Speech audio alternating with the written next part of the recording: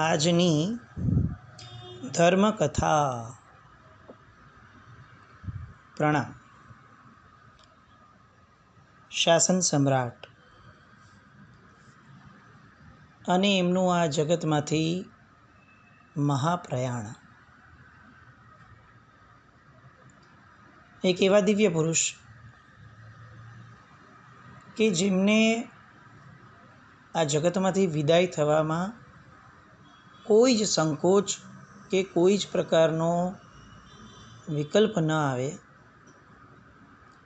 કારણ કે તેઓ જે લઈને આવ્યા હતા પુણ્યના ઉદયો, એના કરતાં અસંખ્ય ગણું લઈને જતા હતા. શુદ્ધિ, પુણ્યાનુબંધી પુણ્ય અને મનુષ્ય ભવની સાર્થકતા માટેના જેટલા પણ લક્ષણો, પછી એ ગુણ પ્રાપ્તિના હોય, પરમાત્માના શાસનની વફાદારીના હોય, પ્રભાવકતાના હોય, ચારિત્ર જીવનના હોય, સમ્યક દર્શનની વિશુદ્ધિના હોય, સમ્યક જ્ઞાનની પરાકાષ્ઠાના હોય, સમ્યક તપની બાબતના હોય.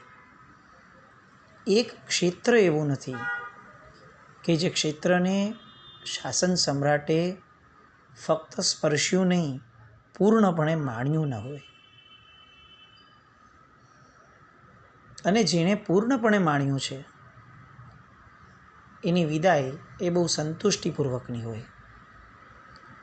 શાસન સમ્રાટનું પણ કંઈક આવું જ. આસો વદ છઠનો દિવસ, બપોરનો સમય, મધ્યાહનનો, અને સ્થંડિલ માટે પૂજ્યશ્રી ગયા હતા. રિટર્ન થતા હતા, પાછા ફરતા હતા. એ સમયે ટીકા માટે એમણે ઉદયસુરી મહારાજ અને નંદનસુરી મહારાજ સાહેબના ખભે હાથ મૂક્યો અને એ હાથ મૂકીને ચાલવામાં એમનું બેલેન્સ ચૂકાયું અને સાહેબ ડાબા પડખે પડી ગયા. સાહેબના જીવનની અંદર આ રીતે ચાલવું એ કંઈ નવી ઘટના ન હતી. સાહેબ ડોળીનો ઉપયોગ તો એમના કાળધર્મના મેક્સ ટુ મેક્સ 1-1.5 વર્ષ પહેલાં જે ખંભાતનો ચરિપાલિત સંઘ ગયો એમાં કમ્પલસરી કરવું પડ્યું એટલે એમણે કર્યો. પણ એની પહેલાંના જીવન એવા સાહેબના કે એક વખત એવું થયું કે સાહેબને પગની અંદર બહુ સારો એવો કાંટા લાગવાના કારણે માર લાગી ગયો હતો. શિષ્યોની પૂરેપૂરી તૈયારી અને સાહેબને સખત આગ્રહ કે સાહેબ ડોળી વાપરી લો. પણ સત્વમય જીવન અને ખુમારીથી તરબતર જેના તન મન છે એવા વ્યક્તિને નાનકડી પણ નબળી વાત એ જાણે એ અસ્તિત્વમાં જ ન લાગે. અને શાસન સમ્રાટે આખો વિહાર જે હતો 12 થી 13 કિલોમીટરનો બાકીનો, એ વિહાર એક બાજુ નંદનસુરી મહારાજ અને એક બાજુ ઉદયસુરી મહારાજ, આ બેવના ખભે હાથ મૂકી પોતાનું બધું વજન એ એક એક ખભા પર આ રીતે મૂકી એક પગે લંગડાતા સાહેબે વિહાર કર્યો. એ પછી પણ ચાલુ વિહાર હતો એટલે કોઈ વિશેષ ટ્રીટમેન્ટ નહોતી થઈ શકી, પણ સાહેબે વ્હીલચેર અથવા ડોળીનો વિકલ્પ પણ નહોતો કર્યો. ચારિત્ર જીવન કેવું હોય એની એક અદ્ભુત ઝાંખી એ સાહેબ આપતા ગયા. સાહેબનો બેલેન્સ ખસ્યું, પડ્યા એટલે તત્કાળ એમને પાટ ઉપર સુવડાવવામાં આવ્યા અને ચેક કરતાં ખ્યાલ આવ્યો કે ચલો કોઈ હાડકું તો નથી ઉતરી ગયું. વૈદ્યને બોલાવ્યા અને ખ્યાલ આવ્યો કે ફ્રેક્ચર પણ નથી આવ્યું, પણ મૂળ માર ખૂબ હતો.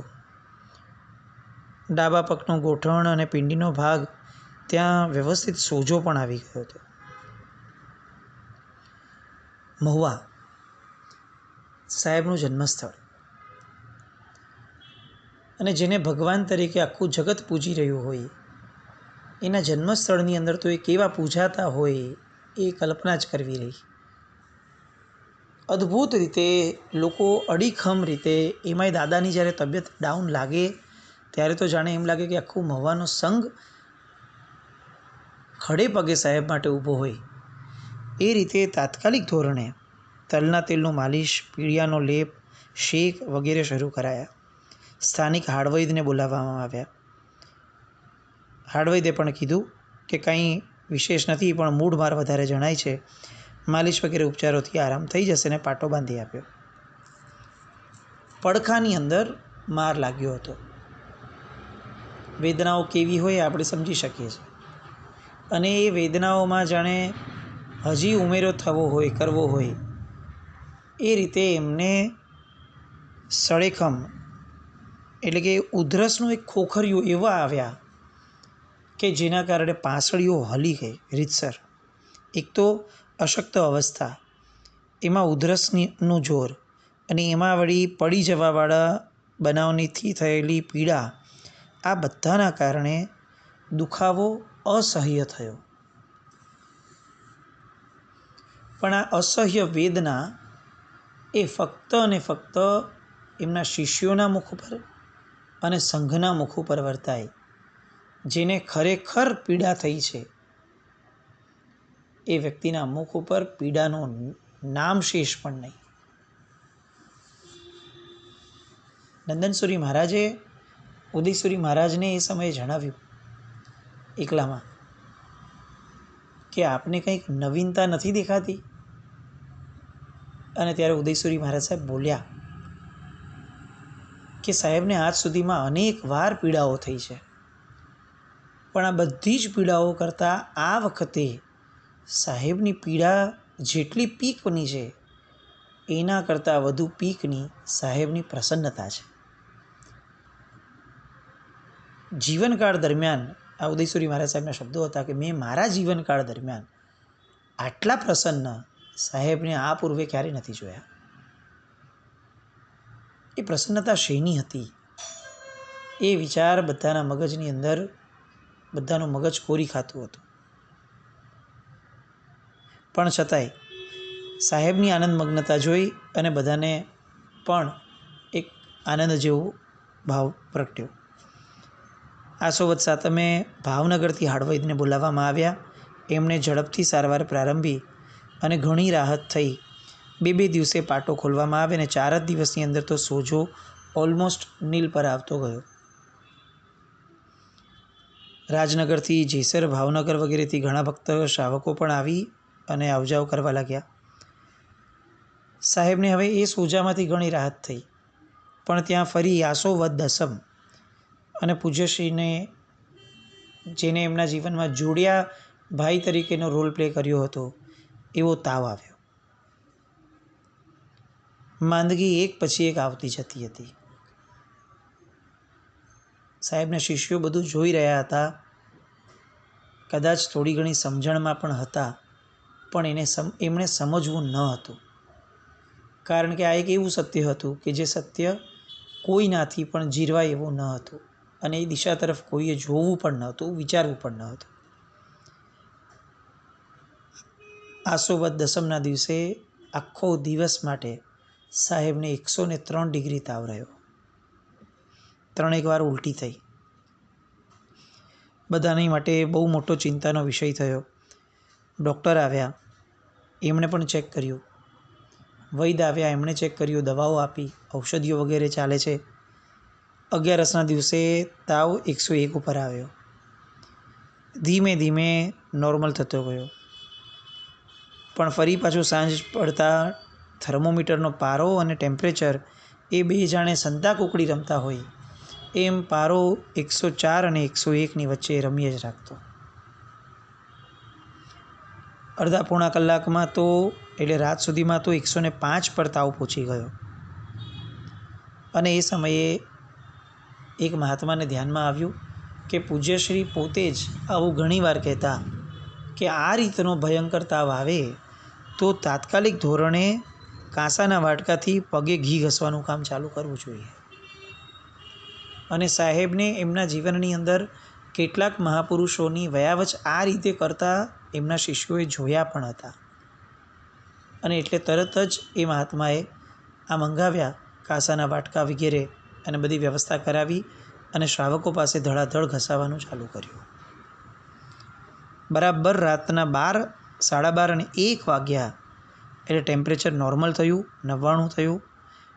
ત્યાં સુધી આખો સંઘ ખડે પગે સાહેબની સામે ઊભો હતો. રાત્રે 1 વાગ્યે બધાના શ્વાસ હેઠા ઉતર્યા અને એ પછી શ્રાવકોને પોતાના ઘરોમાં જવાનું કીધું. તાવ ઉતર્યો, પણ બેચેની થોડી એવી ને એવી જ રહી. એ રાતમાં જ એમને 2 ઉલટી થઈ.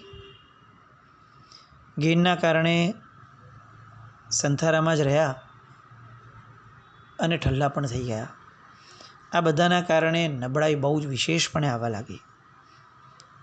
બીજે દિવસે ધનતેરસ હતી એટલે સવારના પૂરમાં જ થોડું બેટર થયું એટલે નંદનસુરી મહારાજ સાહેબે તરત જ સાહેબને કીધું કે સાહેબ, પરમ દિવસે દિવાળી છે અને પહેલે દિવસે તો આપનો જન્મદિવસ આવશે.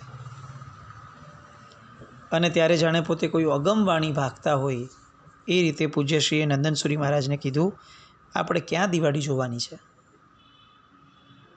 નંદનસુરી મહારાજ સાહેબની આંખમાં પાણી આવી ગયા. બાજુમાં રહેલા મહાત્માઓ સાહેબની સામે રડવું નથી એવું વિચારી અને બીજી જગ્યાએ જઈ અને ચોધાર આંસુએ રડવાના ચાલુ કરવા. નંદનસુરી મહારાજ સાહેબ પણ આર્ધ સ્વરે બોલ્યા કે સાહેબ, આપ કેમ આવું બોલો છો? સાહેબે કોઈ જવાબ ના આપ્યો.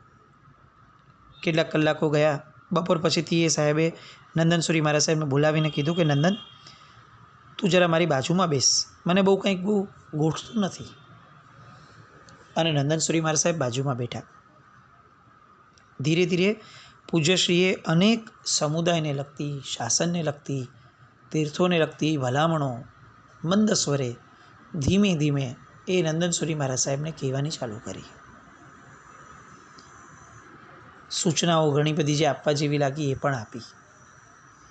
છેલ્લે એટલી બધી જાગૃતિપૂર્વક એમણે એવું પણ કીધું કે જ્યારે અહીંયા શેઠ ચિનદાસ ધર્મદાસની પેઢીના બંને દેરાસરોની પ્રતિષ્ઠા થાય ને મહુવામાં, ત્યારે એટલું ચોક્કસ ધ્યાનમાં રાખજે કે આ વિજ્ઞાનસુરી મહારાજ ને પદ્મસુરી મહારાજ સાહેબના સંસારી પિતા જે છે એમના નામની બંનેની એક એક મૂર્તિ જે છે એ તમારે અહીંયા ચોક્કસ પધરાવવી પડશે. નંદનસુરી મહારાજ સાહેબે જીવનભર જે કર્યું હતું એ જ આ ક્ષણે પણ કર્યું. તહતથી 13ની રાત નીકળી. થોડી બધાને ધરપત થઈ કે કદાચ બધું થાળે પડી જાય તો બહુ સારું, કારણ કે રાત્રે સાહેબની ઊંઘ બહુ સારી થઈ ગઈ. 14ના દિવસની સવાર થઈ. થોડા સ્વસ્થ લાગતા હતા. તાવ ઉતરી ગયો. ટેમ્પરેચર પણ 95થી લઈને 97ની આસપાસ થયું. બેચેની પણ થોડી ઓછી.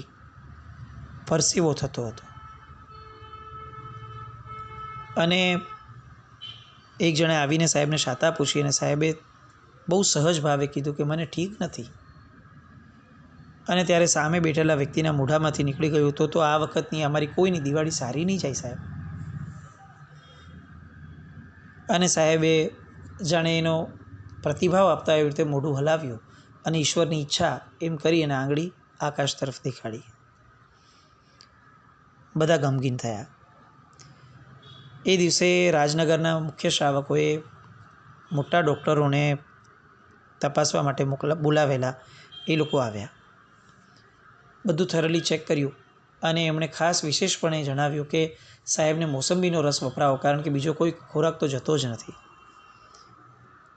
એ સમયે પૂજ્યશ્રીએ મંદ સ્વરે ડૉક્ટરોને કીધું કે મારા જીવનમાં આખા જીવન દરમિયાન આ તમે કહો છો એવું સંતરું, મોસંબી કે કોઈ ફળના રસનો મેં ક્યારે ઉપયોગ કર્યો નથી, તો અત્યારે મને કેમ આ બધી વસ્તુ વપરાવો છો? આટલી હદ સુધીની અસ્વસ્થની અવસ્થા અને છતાં પણ આ અવસ્થામાં સાહેબની આત્મજાગૃતિ કેવી અપૂર્વ, એ આપણી કલ્પનાની સીમાડાની બહારની વસ્તુ છે. ડૉક્ટર સમજુ હતા એટલે એમણે સામેથી કીધું કે ભલે સાહેબ, એવું હોય તો આપણે મોસંબીનો રસ નથી વાપરવો. અને શુભતાના અનુમોદક જિંદગીભરના એવા સાહેબે તરત મંદ સ્વરે ફરીથી બાજુમાં બેઠેલા નંદનસુરી મહારાજને કીધું કે આ ડૉક્ટર કેટલા ભલા છે નહીં, મારી ઈચ્છા વિરુદ્ધ કશો આગ્રહ પણ નથી રાખતા. સાંજે 99 ટેમ્પરેચર આવ્યું. નબળાઈ વધતી જતી હતી. રાજનગર, અમદાવાદ બધેથી લોકોને ફોન આવવા લાગ્યા અને લોકોને સમાચાર પહોંચતા ગયા કે સાહેબની સ્થિતિ બહુ નબળી લાગે છે.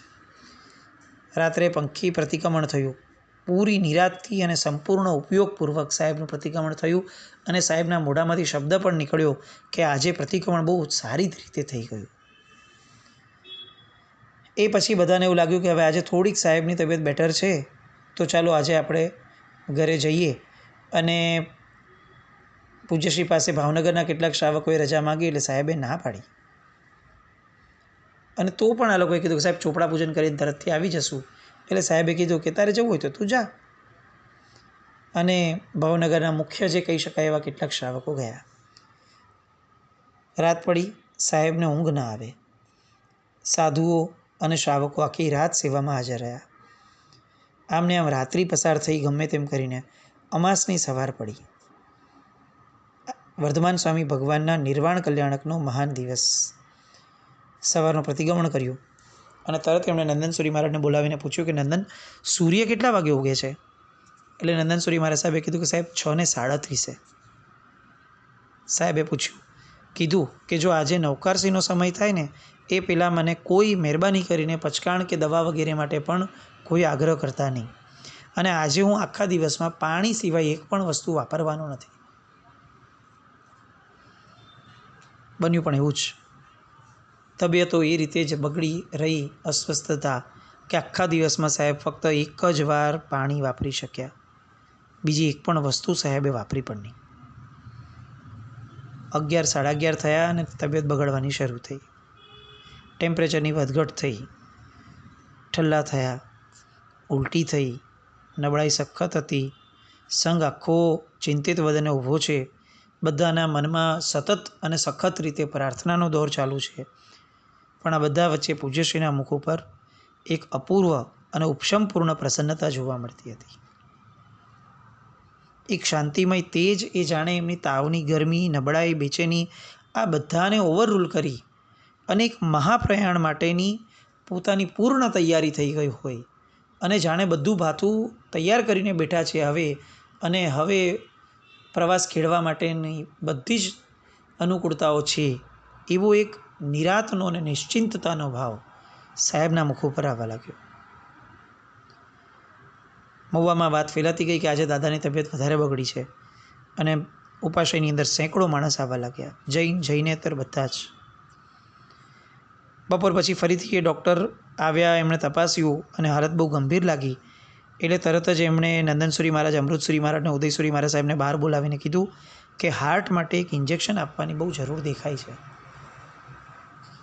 અને એ સમયે નંદનસુરી મહારાજે પૂછ્યું કે તમને મહારાજજીની પરિસ્થિતિ કેવી લાગે છે? અને ડૉક્ટરે કીધું કે સિરિયસ નહીં, બહુ જ સિરિયસ છે.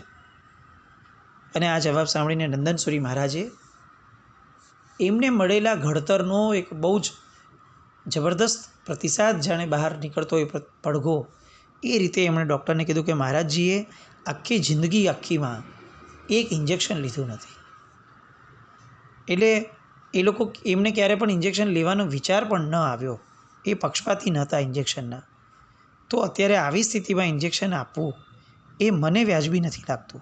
હા, તમે એવું કહો કે ઇન્જેક્શન આપવાથી આયુષ્યબળ વધી શકતું હોય તો આપવાનો વિચાર કરીએ. બાકી આજે અત્યારે સાહેબ જે શાંતિ અને સમાધિમાં રહ્યા છે, એ શાંતિને સમાધિ જોતાં કદાચ કોઈ ઇન્જેક્શન એ સાહેબની આ શાંતિ કરતાં વધારે મોટું એવું નથી લાગતું.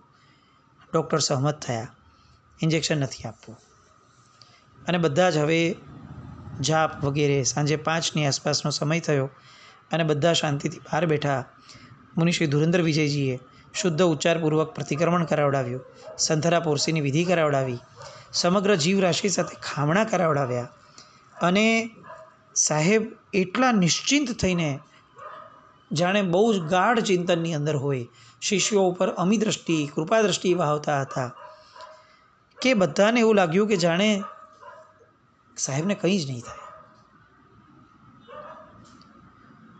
સાહેબની છાતી એ મૃત્યુના આઘાતને મહોત્સવ બનાવવા માટે તૈયાર થઈ ગયો હોય એવું મરક મરક હાસ્ય એમના મુખ પર વહેવાનું શરૂ થયું. અને સાબદા એવા હતા કે જાણે આ મૃત્યુ કાયરનું નહીં, એક મર્દાનગીવાળા સિંહનું હોય એવી સ્થિતિ, એવી મુખાકૃતિ લઈ અને બેઠા હતા. આવશ્યક ક્રિયા પૂરી થઈ. સાધુ સાધ્વી, શ્રાવક શ્રાવિકા, ચતુર્વિધ સંઘ બહુ મોટા પ્રમાણમાં દર્શન કરવા આવ્યો. નમસ્કાર મહામંત્રોનું રટણ અને સ્મરણ ચાલુ થયું. ચત્તારી શરણમ પવચ્ચામી, આ ઉપશમ નીતરતા વચનો એ સાહેબના કાનની બાજુમાં એમના બધા જ શિષ્યો સૌમ્ય ભાષાની અંદર બોલતા હતા. બીજો 1 કલાક પસાર થયો. મેદનીમાંથી ધૂન ગંભીર સ્વરે પહોંચતી હતી અને અચાનક જ શાર્પ 7 વાગે એક દિવ્ય તેજના લીસોટા સમા પૂજ્યશ્રીના અમર આત્માએ કોઈ પણ પ્રકારની વેદના વિના અને એક અસામાન્ય પુરુષને છાજે એવી નિર્યામણા સાથે એમના આ પાર્થિવ અને વિનશ્વર દેહનો ત્યાગ કરી અને સ્વર્ગલોકે મહાપ્રયાણ કર્યું. એમનું મૃત્યુ પણ કેટલું મહાન, કેવું સૌભાગ્યશાળી, અને આ આખું જીવન કેટલી બધી અલગ અલગ વાતો, ઘટનાઓ અને વિશેષતાઓને આપીને ગયું. એવી ઘણી બધી વાતો, સાહેબની વાતો ક્યારેય ખોટે નહીં આવી.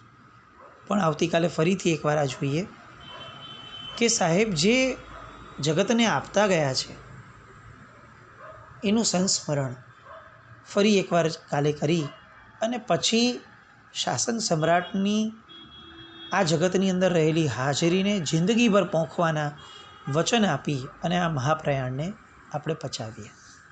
જીના જ્ઞાન વિરુદ્ધ કંઈ પણ થયું હોય તો, બોલાયું હોય તો મિચ્છામિ દુક્કડમ. જૈનમ જયતિ શાસન.